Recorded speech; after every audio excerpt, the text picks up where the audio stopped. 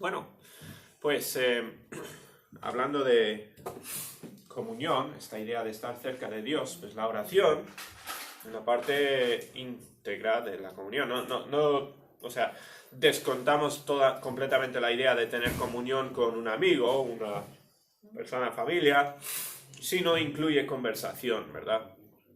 O sea, la conversación es menos en los casos donde hay uno que no puede hablar,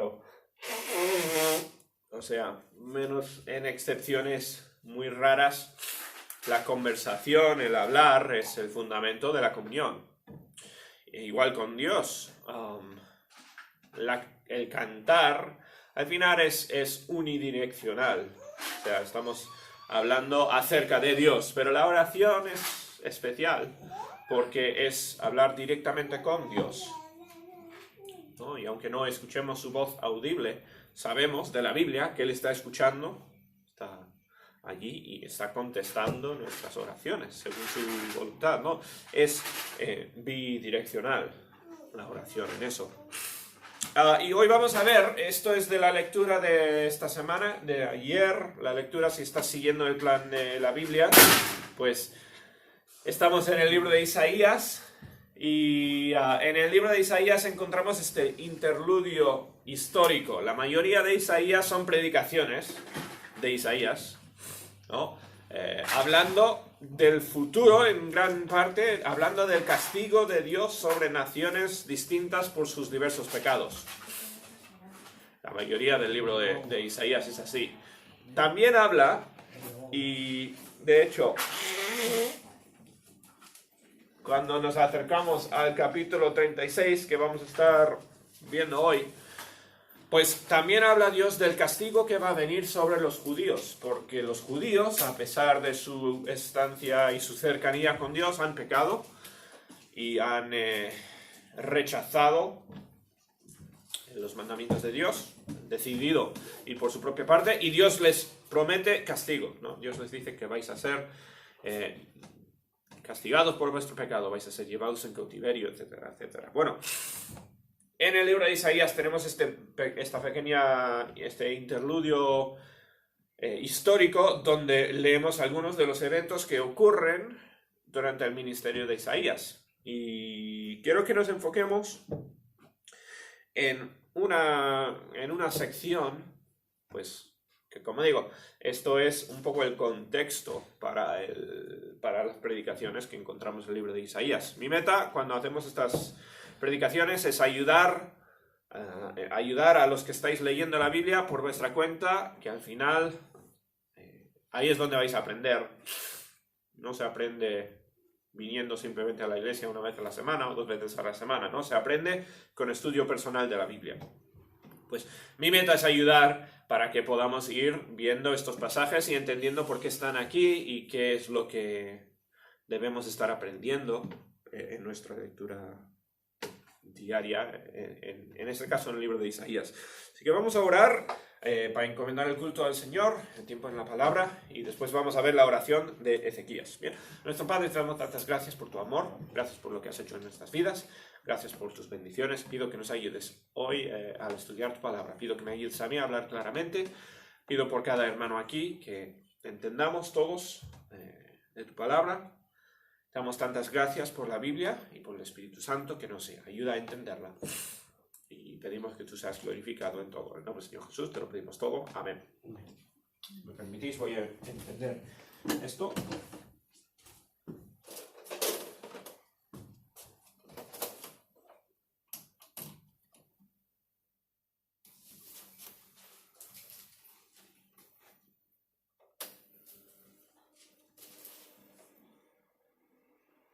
Vale. Bueno, entonces, como digo, un poquito de... O sea, lo que está pasando en este contexto es que Isaías ha estado predicando a los judíos diciéndoles que habéis pecado. O sea, no sois un pueblo que está haciendo las cosas bien.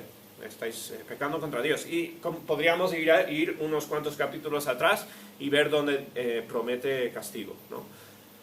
Bueno, mientras están ocurriendo estas predicaciones, mientras Isaías está teniendo su ministerio con el pueblo, viene un tal Sennacherib, que bueno, es muy famoso en la historia, que era uno de los líderes de los asirios, que era pues el imperio mundial de su día. Él era la persona más de más temer del mundo en su tiempo, ¿no? Era una persona que iba conquistando pueblos, matando a gente, llevando cautivos. No se le podía resistir porque tenían el ejército más grande. Bien, pues durante los tiempos de Isaías se acerca Sennacherib a Jerusalén y lo que hace es conquistar, en un sentido, conquistar la mayoría de la nación de Israel, pero no puede conquistar la capital, porque la capital, Jerusalén, tiene muros y está rodeada, y lo que hace, pues como era típico en su día, es hacer sitio a la ciudad y esperar, ¿no? Esperar a que la ciudad ya no pueda más.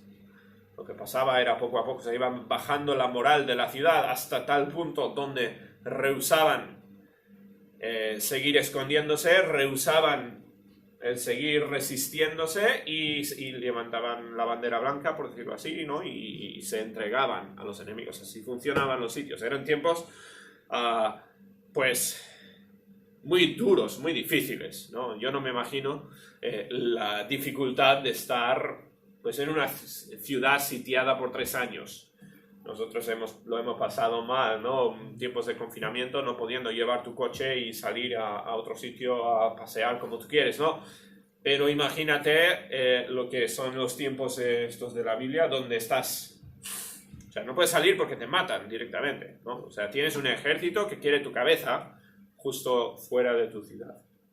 Bueno, dice, entonces, en el año 14 del rey Ezequías, aconteció que Sennacherib, rey de Asiria, subió contra todas las ciudades fortificadas de Judá y las tomó. Otra vez, tenía un ejército grande, iba conquistando. Y el rey de Asiria envió al Rabsacés, que es el líder del ejército, con un gran ejército desde Laquis a Jerusalén contra el rey Ezequías. Se acampó junto al acueducto del estanque de arriba y el camino de la heredad del lavador. Bueno, se acampó fuera de la ciudad de Jerusalén y salió a él Eliakim, hijo de Hilcías, mayordomo, y Sebna, escriba, y Joa, hijo de Asaf, canciller. Sabemos muy pocas de estas personas de detalles, ¿no? Pero estos eran pues los líderes en los tiempos que están ocurriendo estas cosas, a los cuales dijo el Rabsacés: decida ahora Ezequías, el gran rey, el rey de Asiria, dice así: ¿qué confianza es esta en que te apoyas? Esto era muy típico, ¿bien? Sí, pues ves en las películas antes de una batalla, algo así, muchas veces hay un tiempo donde pues hay palabrería, ¿no? Y a ver quién gana la batalla de palabras, quién hace más miedo al otro con sus palabras, cosas así. Bueno, el líder del ejército quiere mandar un mensaje a Ezequías, que es el rey de Israel, rey de Judá, y dice: ¿en quién tenéis confianza? Sabéis que no podéis. Es como el chico grande de la escuela, que puede hacer lo que quiera con los demás porque es el más grande, ¿no? No podéis resistiros porque tenemos ejército más grande que vosotros. Dice: yo digo que el consejo y poderío para la guerra de que tú hablas no son más que palabras vacías. Ahora bien, ¿en quién confías para que te rebeles contra mí? No tiene sentido resistir, ¿no? Os vamos a cortar la cabeza de cualquier forma. Básicamente lo que está diciendo. He aquí que confiáis en este báculo de caña frágil en Egipto, en el cual si alguien se apoyare se le entrará por la mano y le atravesará. Otra vez palabrería aquí diciéndole a los judíos que tenían medio como aliados, o por lo menos aliados para resistir a Siria, a Egipto, ¿no? Y esperaban que fueran de ayuda mutua. Y Egipto está haciendo, pues, o sea, no os va a salvar Egipto, no os va a ayudar este pueblo. Dice: tal es Faraón, rey de Egipto, para con todos los que en él confían. Y si me decís: en Jehová nuestro Dios confiamos, o sea, ha dicho, no podéis confiaros en Egipto. Y dice: y si me decís que confiáis en Dios, en Jehová, ¿no es este aquel cuyos lugares altos y cuyos altares hizo quitar Ezequías y dijo a Judá y a Jerusalén. Delante de este altar adoraréis. Aquí se mete en lo que es la forma que quería adorar el pueblo a Jehová. Yo ya hablé hace una semana o dos, ¿no?, de la idolatría en los tiempos de los judíos. Los judíos, pues, la tentación para los judíos y para las naciones a su alrededor era mezclar pecado, que muchas veces eran pues cosas de orgías y cosas sexuales, cosas pecaminosas, integrar esos en la religión, que eso es exactamente lo que hacían las naciones de a su alrededor. Bien. Ezequías era uno de los reyes que había dicho no vamos a hacer nada de esto de lo que hacen las naciones alrededor, vamos a servir a Jehová como él manda, ¿no?, obedeciéndole, servirle no solamente con palabras sino con hecho, haciendo lo que él manda. O sea, había hecho bien. Pero ¿qué dice aquí el Senaquerib? El Rabsacés está diciendo, a ver, Ezequías no os deja hacer lo que queréis. Os está imponiendo limitaciones. Esto es muy típico, ¿no?, del malo que quiere que haya discordia o que haya falta de unión entre, pues, puede ser una familia, puede ser hermanos de una iglesia, cosas así, ¿no? Dice, a ver, esta persona no quiere, o sea, está impidiendo tu felicidad, está impidiendo lo que tú quieres hacer, te está poniendo normas, está poniendo reglas, y ¿para qué quieres servirle? Bien, simplemente está queriendo introducir discordia entre los judíos. ¿No es este aquel cuyos altares altos y cuyos altares hizo quitar Ezequías? Y dijo a Judá y a Jerusalén, delante de este altar adoraréis. Ahora pues, yo te ruego que des rehenes al rey de Asiria, mi señor, y yo te daré 2000 caballos y tú puedes dar jinetes que cabalguen sobre ellos. Esto es una forma de burlarse, ¿no? Está diciendo a los judíos, mándame rehenes. Esto es decir, si mandas gente al control del enemigo, ya no puedes hacer lo que tú quieras, ¿no? Porque dices, si no me obedeces voy a matar a los rehenes, voy a hacerles daño a estas personas. Sabéis cómo funcionaba, ¿no? Está diciendo, tenéis que someteros a mí. Y dice, y si me mandáis rehenes, yo os daré caballos. Esto es decir, yo tengo tantos caballos que puedo regalarlas. Dice, más caballos que los que podáis ponerle jinetes a los caballos. Está burlando de ellos, de su ejército. Dice, ¿cómo pues podrás resistir a un capitán, al menor de los siervos de mi señor, aunque estés confiando en Egipto con sus carros y su gente de a caballo? ¿Acaso vine yo ahora a esta tierra para destruirla sin Jehová? Jehová me dijo, sube a esta tierra y destrúyela. Otra vez, estas son palabrerías, ¿no? Está burlándose. Está diciendo, yo vengo de parte de tu Dios. Dios me dijo, venid y destruiros. Entonces dijo Eliakim, Sebna y Joal Rabsaces, te rogamos que hables a tus siervos en arameo, porque nosotros lo entendemos, y no hables con nosotros en lengua de Judá, porque lo oye el pueblo que está sobre el muro.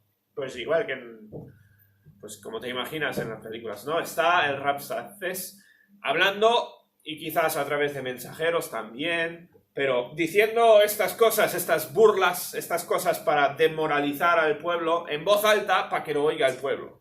No, eso es parte de su táctica. Al final, la meta en un sitio era demoralizar al pueblo y que se rindieran poco a poco. Pues está diciendo estas cosas en la lengua de los judíos, no en la lengua franca, o sea, no en el idioma intermedio, que solo lo entendían los más eruditos, los líderes, no, estaba hablando en la lengua del pueblo para que todos tuviesen miedo. Y dijo el Rabsaces, ¿acaso me envió mi señor a que dijiste estas palabras a ti y a tu señor?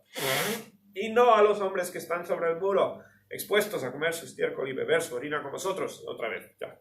Cosas feas, ¿no? Pero está hablando se está burlando, se está intentando demoralizar al pueblo.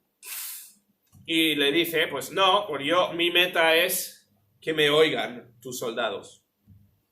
Entonces el Rabsaces se puso en pie y gritó a gran voz en lengua de Judá, diciendo, oíd las palabras del gran rey, el rey de Asiria. El rey dice así, no os engañe Ezequías, porque no os podrá librar. Y en esto tiene razón.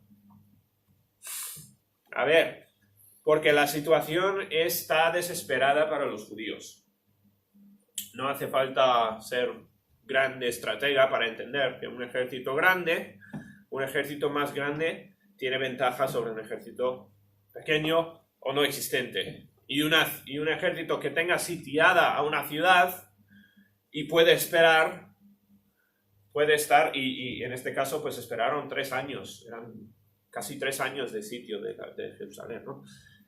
Si el ejército está afuera, puede esperar todo el tiempo que quiera. Fuera hay comida, hay todo lo que necesites. Los que están en la ciudad están limitados a lo que hay adentro de la ciudad. La lógica aplastante dice que va a ganar el ejército de Asiria. No tienen esperanza los judíos. Es cuestión simplemente de esperar lo más posible, pero nadie les va a salvar. No va a venir Egipto, no va a venir nadie a rescatarles. La situación es desesperada. Y dice, correctamente, ¿no? Ezequías no os va a poder librar. Ni os haga Ezequías confiar en Jehová, diciendo ciertamente Jehová os librará. No será entregada esta ciudad en manos del rey de Asiria. Ahora, esto es muy curioso porque Dios había dicho, a través de Isaías y otros profetas, que iban a ser castigados los judíos. O sea, que tenían el hacha en el cuello, por decirlo así. Dios ha estado prometiendo que van a ser llevados en cautiverio. Y de hecho, los hermanos de Judá, la nación de Israel del norte, fue conquistada por Asiria. Y exactamente todo lo que está diciendo el líder aquí, pues ocurrió con la nación de Israel. Y dice al pueblo, Dios no os va a librar de mí. Pero, como lo dice, la idea es, Dios no os puede librar. O sea, aunque Dios quisiera libraros de mí, no podría. Porque mi ejército es tan grande, tan fuerte, no tenéis opción, nada puede hacer que escapéis de mi mano. Ahora, eso no es, evidentemente no es correcto, ¿no? Dios ha dicho que van a ser llevados en cautiverio, Dios ha dicho que van a ser castigados los judíos porque han pecado, y lo justo sería que fueran llevados en manos de los asirios. Eso sería lo justo y perfectamente razonable, dado el hecho de que Dios ha prometido castigo. Pero, desde luego, este hombre, Senaquerib, o el Rabsacés que viene de su parte, no son siervos de Dios, no son personas que sirven a Dios, no son gente que Dios está utilizando como siervos suyos para hacer su plan contra los judíos. ¿Qué están? Están intentando adelantarse y están a la vez de, pues, insultando a los judíos, están blasfemando a Dios. O sea, están haciendo mal por las dos partes. Ahora, Dios podría, en perfecta justicia, abandonar aquí a los judíos. Dios lo ha prometido, les ha dicho, a ver, vais a pagar por vuestros castigos, por vuestros pecados, perdón, vais a ser castigados. Podría dejaros en manos de los asirios, sería lo justo. Bien. Pero, ¿qué es lo que pasa? Bueno, vamos a seguir leyendo. Al final, hoy vamos a leer mucho porque no se puede casi contar esta historia sin leer bastante. Bien, así que leo muchos versículos. Dice, no escuchéis a Ezequías, porque así dice el rey de Asiria, haced conmigo paz, y salid a mí, y coma cada uno de su viña, y cada uno de su higuera, y beba cada cual las aguas de su pozo, hasta que yo venga y os lleve a la tierra como la vuestra, tierra de grano y de vino, tierra de pan y de viñas. Esto está diciendo a gente que está sufriendo de hambre y sed, ¿no? Está diciendo, oye, mira, vuestras viñas, vuestros terrenos, no están en la ciudad los terrenos están fuera, ¿no? Mira cómo estamos nosotros comiendo y bebiendo de vuestros terrenos y destruyendo vuestras viñas. Y míralo, salid y disfrutar, ¿no? Y después venid conmigo como esclavos a otra tierra donde tendréis comida. Mirad que no se engañe Ezequías diciendo Jehová nos librará. ¿Acaso libraron los dioses de las naciones, cada uno su tierra, de la mano del rey de Asiria? Claro, ponte en los zapatos de Senaquerib. este rey ha destruido a nación tras nación tras nación. Cada nación tenía su Dios, cada nación tenía su deidad a quien adoraba y pedían salvación. ¿Y qué había pasado? Ningún Dios había salvado a ningún pueblo. Al final eran dioses falsos, no eran dioses de verdad. Solo hay un Dios. Esto lo sabemos, ¿no? Pero no lo sabía Sennacherib, no lo sabía Artaxerxes. Y están diciendo, a ver, todas las demás naciones han caído, vosotros no vais a ser diferentes. Vuestro Dios no puede salvaros si no pudo hacer nada, no pudieron hacer nada los otros dioses. ¿Dónde está, dice, el Dios de Amat y de Arfad, otras naciones de la región? ¿Dónde está el Dios de Serfaim? ¿Libraron a Samaria de mi mano? ¿Qué Dios hay entre los dioses de estas tierras que haya librado su tierra de mi mano para que Jehová libre de mi mano a Jerusalén? Otra vez, está blasfemando a Dios, está diciendo, Jehová no puede, Jehová no os puede librar, no tiene fuerza, no está él en control de la situación, yo estoy en control de la situación.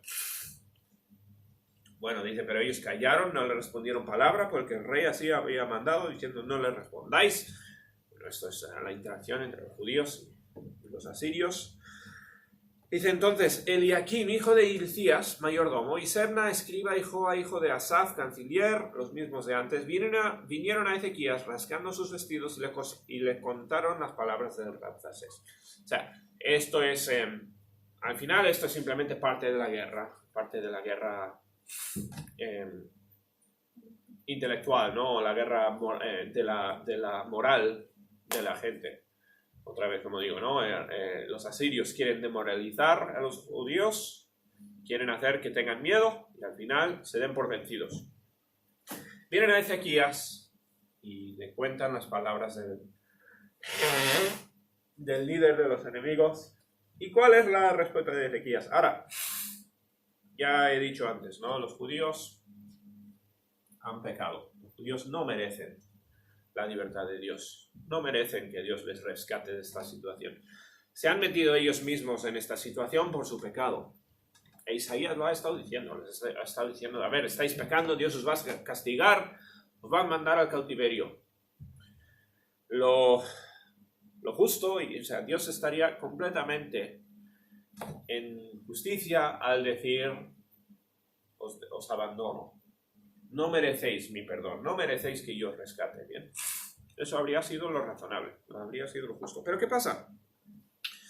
En el capítulo 37, y vamos a saltar algunos versículos por cuestión de tiempo y eso, pero ¿cómo responde Ezequías? Ezequías era un rey que sí adoraba a Dios, y la Biblia nos dice que tuvo buen ejemplo de adorar a Dios. ¿Y qué hizo? Realmente se encontró en una situación muy parecida a la nuestra. Bien, nosotros, nos dice la Biblia, somos todos pecadores, somos todos como el pueblo de Israel que merecemos el castigo de Dios. Tenemos también, por decirlo así, el hacha encima del cuello. ¿Por qué? Porque somos pecadores. Cada uno puede mirar atrás esta semana y decir, sí, yo soy un pecador, ¿no? Yo he pecado, yo no he hecho lo bien ante los ojos de Dios. Soy un pecador, merezco el castigo de Dios, no merezco que Dios venga y me rescate, ¿no? Como el superhéroe de las películas, que venga y que me libre del peligro que me está enfrentando. No merezco esto, ¿por qué? Porque somos pecadores. Lo mismo que Ezequías, ¿bien? ¿Qué pasa? Dios, además de ser justo, además de castigar el pecado, pues Dios es mucho más. Y bueno, mira lo que pasa. Tomó Ezequías las cartas de la mano de los embajadores y las leyó. Y dice que subió a la casa de Jehová y las extendió delante de Jehová. Y eso es algo muy curioso, ¿no? Al final estas cartas son cartas de las promesas de destrucción, de la tortura que van a hacer a los judíos, ¿no? De lo terrible que va a pasar si no se someten a las condiciones impuestas por los asirios. Los asirios torturaban, eran increíblemente feroces y violentos y bárbaros, ¿no? Hacían daño. Y si te pones en el lugar del rey de Judá, tiene que tomar decisiones muy difíciles. Al final está enfrentándose a un rey que no puede ganarle, un rey que es más fuerte que él, Y cuanto más se resiste al rey, más castigo, más torturas y más sufrimiento para su pueblo. Eso es así como funcionaba la guerra. Tiene que tomar decisión difícil aquí. ¿Y qué hace? Coge las cartas y literalmente, ¿no?, las pone enfrente suya y se pone a orar. Dice: Dios, yo no puedo hacer nada aquí. Coge sus problemas, casi, ¿no?, y las pone enfrente suyo y las pone en manos de Dios. Dice: tomó las cartas, subió a la casa de Jehová y las extendió delante de Jehová. Entonces Ezequías oró a Jehová. Lo que había dicho el Artaxerxes, que no le iba a salvar, ¿no? Pues Ezequías, se pone a orar y dice: Jehová de los ejércitos. Jehová de los ejércitos es una referencia, obviamente, a su poder, ¿no? O sea, Dios es más poderoso incluso que los asirios. Y esto lo conoce bien Ezequías, ¿no? Él conoce a su Dios. Él sabe que Dios tiene el poder de librarle. Jehová de los ejércitos, Dios de Israel, que moras entre los querubines. ¿Esto de qué habla? Los querubines son siempre símbolos de santidad. Y lo que está diciendo Ezequías es: Dios poderoso, pero santo, ¿no? Dios que no toleras el pecado. Dios que estás apartado del pecado, ¿no? Estás en el cielo, entre los querubines, otra vez símbolo de su separación del pecado. Solo tú eres Dios de todos los reinos de la tierra. O sea, Dios tiene poder, Dios es santo y Dios es único, ¿no? Dios es el único Dios, no hay nadie que pueda comparar con él. Dice: tú hiciste los cielos y la tierra. Dios es el creador, ¿no? Dios hizo a la nación de Israel y hizo a la nación de los asirios. Todos están en su mano. Dios está en control. Fíjate cómo Ezequías conoce a su Dios. Bien. Ezequías no es de los que huyó a Dios simplemente en momentos de desesperación, ¿no? Y como el que está en el avión que se está cayendo y pues en desesperación grita que Dios me ayude. Esto no es Elías. Esto no es Ezequías, ¿bien? Ezequías conoce a su Dios, tiene una relación con él. Y está hablando directamente a los atributos de Dios.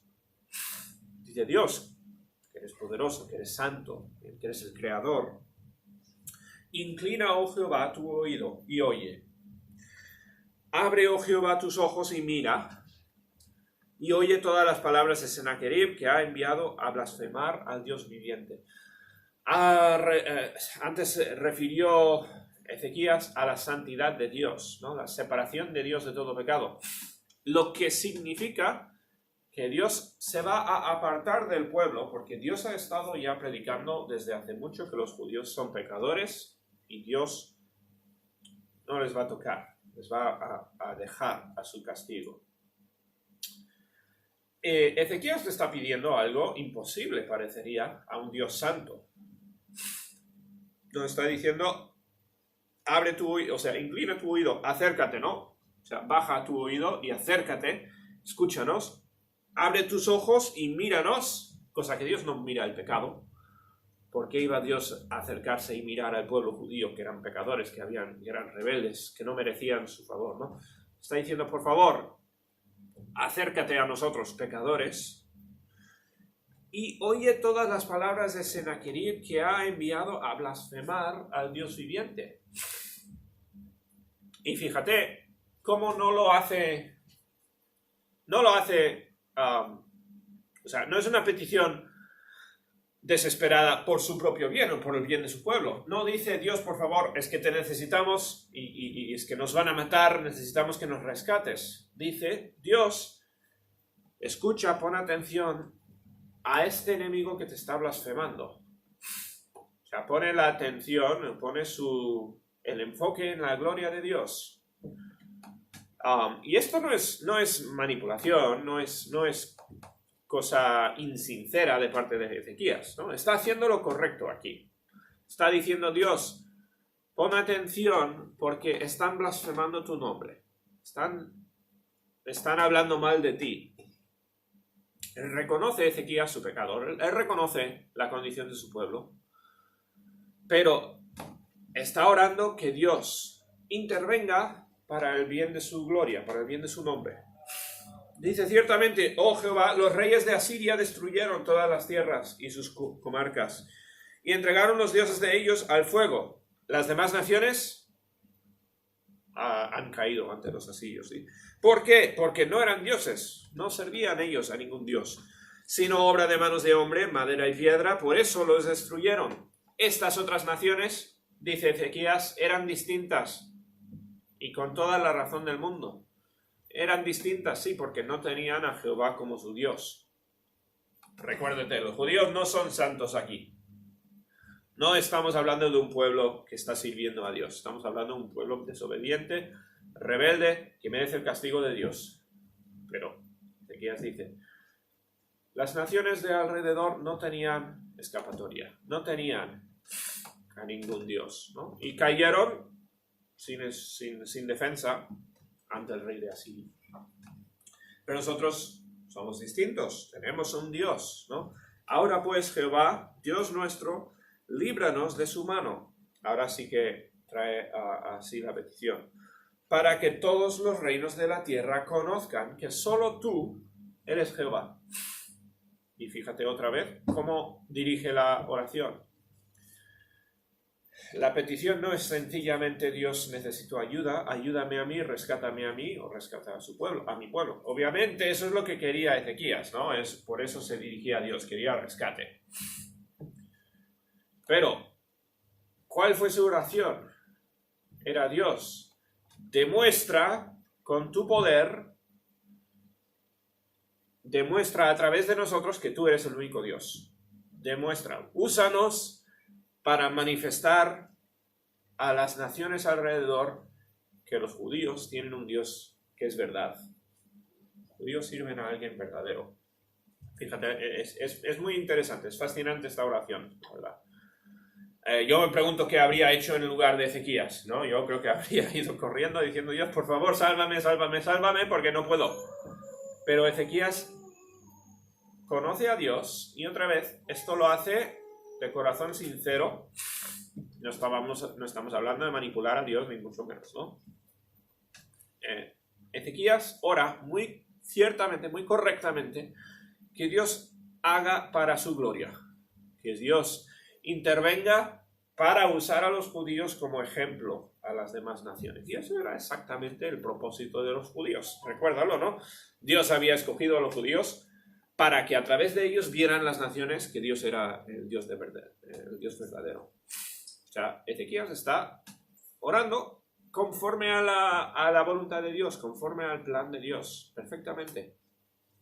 Y aunque merecen castigo, y Dios estaría en pleno derecho de dejarles ser llevados cautiverio, pide que Dios intervenga para su gloria, para usar a los judíos como ejemplo de las naciones. Ojalá nosotros oráramos de la misma forma. Bien, hemos tenido antes nuestro tiempo de oración. Todos, espero, estamos orando, ¿no? con Dios por nuestra cuenta. Y ¿cuántas veces oramos? Pues simplemente no vamos más allá de nuestra necesidad. De decir, yo necesito tal, esto es una cosa importante. Y obviamente es necesidad. Igual no tan grande nuestra necesidad como la de los judíos en este instante, ¿no? Pero tenemos necesidades, las llevamos a Dios y eso es lo que Dios quiere. Pero, ¿cuántas veces vamos un poco más allá y pedimos: Dios, por favor, utiliza esta situación en mi vida para tu gloria? Ayúdame a mí, ¿no? En esta situación a ser de bendición y de testimonio a las personas de a mi alrededor. Eso debería ser nuestra oración. Nuestra oración debería estar enfocada en Dios y en su gloria. Al final, el importante aquí es Dios. Lo importante no es Ezequías ni los judíos, ni tú ni yo. Lo importante es Dios. Y Dios no quiere que su nombre sea blasfemado y que su nombre sea maltratado. Y sabemos que nuestro propósito aquí en la tierra es de manifestar la gloria de Dios a los demás. O sea, ya sabemos cuál es la voluntad de Dios en cuanto a esto. Por lo tanto, por ahí deberían ir nuestras oraciones, ¿no? Oramos por trabajo, por poner el ejemplo, ¿no? Dios, necesito un trabajo. ¿Por qué? Pues porque necesito trabajo, ¿no? Porque necesito el dinero, necesito para proveer por mi familia o por mí. Pues, a ver, es una petición legítima y cierta y correcta y razonable, ¿no? Necesitamos trabajo y tenemos necesidades de Dios. Pero yo creo deberíamos estar orando, Dios, dame un trabajo porque sé que allí tengo que estar testificando. Dame un trabajo porque yo quiero que los de mi familia y los de a mi alrededor vean cómo tú has provisto, tú me has dado lo que necesito y cómo puedo glorificarte en este trabajo. Por poner el ejemplo, ¿no? Salud, pedimos salud. ¿Pero por qué queremos salud? ¿Para ir al monte? ¿Para poder caminar tranquilamente y hacer lo que nos apetece? A ver, la salud es tremenda, ¿no? Es una bendición y Dios no quiere que estemos con más salud, pero quizás deberíamos estar orando, Dios, dame salud porque sé que tengo muchas, o sea, debería estar sirviéndote y necesito las fuerzas para poder servirte. Quiero estar allí en el campo dando testimonio y haciendo tu voluntad. Eso debería ser nuestra petición. Eso debería ser la dirección de nuestras oraciones. Bien, esto es el ejemplo que nos pone Ezequías. Orar para que Dios sea glorificado. Bien. Piensa en Jesús, Él nos dio la oración modelo, ¿no? El ejemplo de la oración. ¿Y cómo empieza? Padre nuestro, santificado sea tu nombre. O sea, toda su petición, lo mismo, está dirigido hacia la gloria de Dios. Y que Dios, a través de nosotros, sea magnificado y que sea el hecho grande. Eso es la oración correcta. Eso es la oración que Dios quiere de nosotros. Bien.